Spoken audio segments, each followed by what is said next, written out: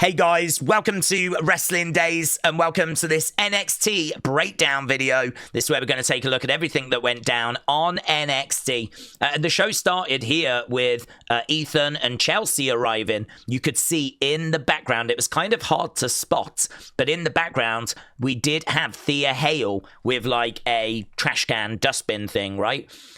We think Joe Hendry was in that. Obviously, he popped out of one the other week when his name was said. So it was kind of foreshadowing that she was in the background right at the beginning of the show. And of course, we know that she would reappear later in the show, right? First match that we went to was the match between Fatal Influence against Izzi, Tatum, and Lola. Obviously, we got this moment here where Tatum and Lola were dancing away. You can see Izzy's reaction in the background. There was a moment, and I do want to say a big thank you to Johnny, because I couldn't find this clip anywhere. And some of you might not have seen this, because I think it happened during commercial break. It's not the biggest deal in the world, right? But basically, look, they're trying to do the dance. Izzy didn't want to do it. There's just this moment where she puts her hand out and then hits Tatum accidentally on the head. Right, and she goes over, gives her a hug, and like Tatum like laughs about it. But as I said, I don't think that was actually seen on TV. I think this went down during commercial break. This little moment where they were kind of laughing about a little botch. So yeah, I really like that. So I wanted to include that, but as I said, no one was talking about it. So Johnny, thank you. Okay, so the match got to this moment here where Izzy moved Tatum out the way, kind of took a bit of a bullet for Tatum, ended up getting the pin though, right, being pinned. So Fatal Influence get the victory. You lot said it was good 100%. You really enjoyed the match. I thought it was really fun. I thought it was a really fun opening match. So after a moment between Tatum and Izzy, JC Jane pins Izzi Dame to pick up the victory. So it was a win for Fatal Influence. Did wonder if this meant there was going to be some issues between Izzy and Tatum. We would find out later in the show. No, everything was okay. Right, Kelani came out. She was questioning why everyone cheers Dominic and even Cody after he had cheated to win, which I thought was a very interesting reference, right? I don't know if that's been signed off by the main roster, because I don't think Cody's going to want people thinking that he actually did cheat, right? But she was like, why do you cheer Dominic? Why do you cheer Cody when they cheat to win? But you boo me when I do it, right? I thought that was an interesting line.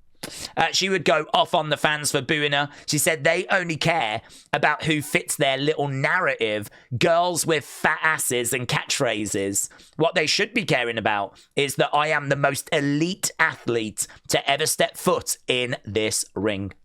I actually found this promo to be okay. It was a bit flat at the beginning, but then as she got more into it, I thought her delivery improved a little bit. Some good lines in there, but I think they're probably scripted by, creative, so I don't think they're like her lines, but some good lines in there. It's really the delivery that I was looking at for Kelani, and I did find it to be very flat at the beginning. So I feel like, these are the experiences that you get when you're champion. These are the kind of situations you get put in. There's a real opportunity for growth, for development. I think there is a little bit of work to be done there. I think also it's hard for her because her voice is naturally quite high pitched, also feels a little bit thin, like it can break at any time. That's going to be hard. That's going to be a challenge for her to really deliver oomph in her promos. This is the kind of stuff she needs to try and figure out now in NXT so that she's got those tools ready for when she goes to the main roster. So I thought this was a very interesting segment. Some of it was good, worked. Some of it, like the start, I found to be a little bit flat, but it's all part of the process, isn't it, as you're in NXT and learning and developing. Oh, I love this. We went to our second match. This was El Grande against Josh Briggs, right? El Grande went over to Booker and he put his hand out like that. And the way that you respond is you touch it, right? That's what you do. Booker, seemingly not knowing this, grabbed the hand like that and kind of shook it. And yeah, even Vic Joseph was like ribbing him about it. Look at the facial expression of the girl in the background. I don't think she was responding to this moment, but it's just a wonderful coincidence because that was my reaction as well. I'm like, no, you don't do it like that. That's not how you greet El Grande. You do that. And actually, there's another picture here that Slam X took That's how you do it. Look at that, Vic Joseph doing it the right way. I think at this point, the girl has just put the hair over her eyes. She can't watch the horror anymore. And right in front of Booker as well. So there we go. And Vic said to him after, that's not how you greet El Grande Americano, right? So I thought that was a really fun moment from the show. So, yeah, very good. Then we went into the actual match. Look at that. So he was actually doing a handstand, and he was using his legs to get the crowd to kind of clap along and join in, which was a really fun moment, really fun spot, something that you just don't see. He is seemingly making the most out of this El Grande opportunity, Ludwig, right? The crowd were chanting, Briggs is stupido. So, you know, they were trying to get involved with the Spanish. That Spanish, you might not understand what it means. It means Briggs is stupid, right, in Spanish. So they were chanting away. Briggs was trying to rip the mask off. And, oh my God, then we got Dora the Explorer arrive. So Tavian gets some payback and El Grande gets the win. Tavian's like chef's kiss. Why did Tavian feel like wearing this was the right thing to do? Look at this thing. Look at this blooming Dora the Explorer making his way down. It's not even like a tactical thing like the shields. This looks like Louis Vuitton or something. I mean, did he just run from elementary school? I'm not sure about this look, man. I'm really not sure about this look. So, I mean, listen, if he believes in it, you know, fair play. But, yeah, that was that. It did make me smile, right? So, yes, El Grande gets the win. Watching on in the crowd was Jasper Troy. They're meeting next week. I believe they've got a speed match for the championship. El Grande against Jasper Troy. Next up, we got this. Look, Ricky and Trick going back and forth. But it's a good line here from Ricky. He said, you wear delusions so well, you would think it's designer, which I thought was so good. These two got so fired up, they ended up storming out and actually meeting each other. And that's where Trick would use the pole and leave Ricky laying. So they're on a collision course next week. Title match. So last man standing match. Obviously, that was announced last week, but it's going to take place next week. So that's going to be unmissable. Next up, we've got Zaria defeating Wren Sinclair. She advanced in the speed tournament. There's a women's speed tournament that's kind of going on at the moment. She is going to face the winner of a match that takes place next week. One of the people in that match is Skylar Ray. That is the new name of Danny Ray, who was the LFG winner. So Danny Ray won LFG. She's now known as Skylar Ray. She's in this tournament. So Edward, thank you. Here's the graphic. So Fallon Henley against Skylar Ray. Next week, winner will go on to face Zaria. And the winner of that, of course, becomes the new speed champion. So that's next week. Then we went to our next match. This was Tyra Steele against Kelani. I really enjoyed this. So you said the Fatal Influence match was good 100. The El Grande match, good 96. You said this was good 97. So pretty strong in ring this week, actually. So these two battling underway. I'm a big fan of Tyra Steele, but unfortunately, she couldn't get the job done. It was a split leg moonsault victory for Kelani. She picked up the win. She then found out, because Santino appeared on screen, that she is going to defend the TNA Knockouts World Championship at NXT Gold Rush in a three-way match against Li Ying Lee and Jordan Grace. So it's going to be a triple threat, and that's who she's going to be defending against. Then we was backstage. Sol Ruca reveals that she's got about another month to go until she's going to be back. But they did kind of tease that she might make it in time. Well, I don't know that she does, but apparently another month until she is going to be cleared. As of right now, she is still not medically cleared. Then we went to our main event match. This was Javon Evans against Shaquon, and really good action. I mean, I could have filled loads of clips from this match from Javon, flipping all over the place. You know what Javon's like. Match was honestly not bad. It kind of felt like it went on maybe a little bit longer than what I was expecting. I think it meant that we didn't get entrances for, you know, the final segment. So I don't know if it overran a little bit or whatever, but it was good. You lot said it was great 60. Like, you were really positive about it.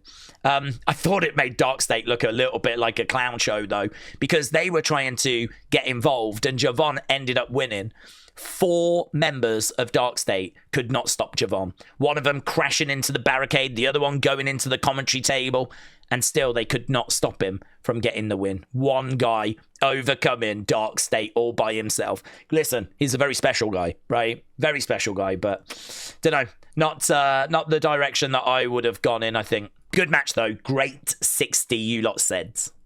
Yeah, this was interesting. So next week, there's going to be an exclusive interview with Blake Monroe with her better half. Not been introduced to her better half, so don't quite know what that means. Very excited for it, though. Then we found out that Tatum said it was her fault that they lost the opener. Izzy forgives her and says, look, don't make rash decisions. Don't just hand out title shots so easily. Tatum said there's one more thing she wants to do. She agreed, but she's like, I've got to do something next week first. Again, what's that going to be? Feels like it's going to be a title shot. I don't know who against. Certainly, I don't think it's going to be Izzy. And I think that's going to be another slight to Izzy. You know, Tatum's already said she doesn't want to fight her friend Izzy. So, but of course, Izzy would love an opportunity for the championship. So, feels like another title defense next week. Then we got to our main segment. And honestly, this was pretty fun. So obviously, Ethan and Chelsea won the AAA Mixed Tag Championships.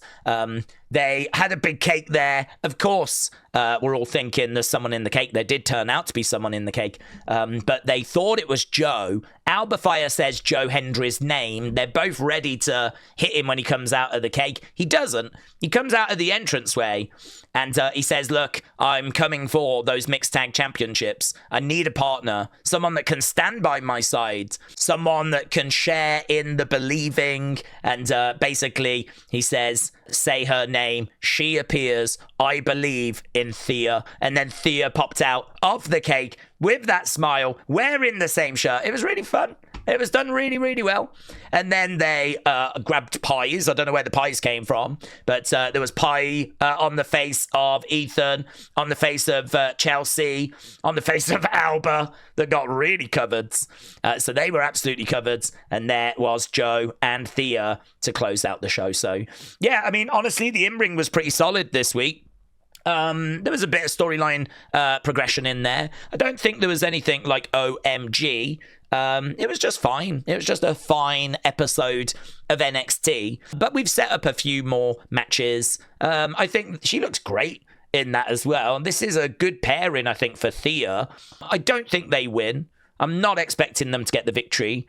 I think that Ethan and Chelsea carrying those belts for a while is probably best for business. But yeah, this was fun. This was fine. So maybe not the strongest episode, but we do have a pretty fun item to finish on. So let's just go over, shall we, to this that has not long dropped. This coming from NXT. I think the best way to round up this video is to give Ethan and Chelsea the final word, if you will. So let's have a look and see what they're saying. I was confused because Nails and NY tagged me in this and just asked, have you? What does that mean? Let's have a look. Let's see what's said, shall we? Disgusting behavior. We were disrespected in Monterey, and we were disrespected tonight. I have never been creamed on like this before. Wait. Neither have I. Neither have I. I wanted to cut the cake and eat it with a fork. This is BS. Disgusting. Disgusting behavior. We were disrespected in Monterey, and we were disrespected tonight. I have never been creamed on like this before. Wait.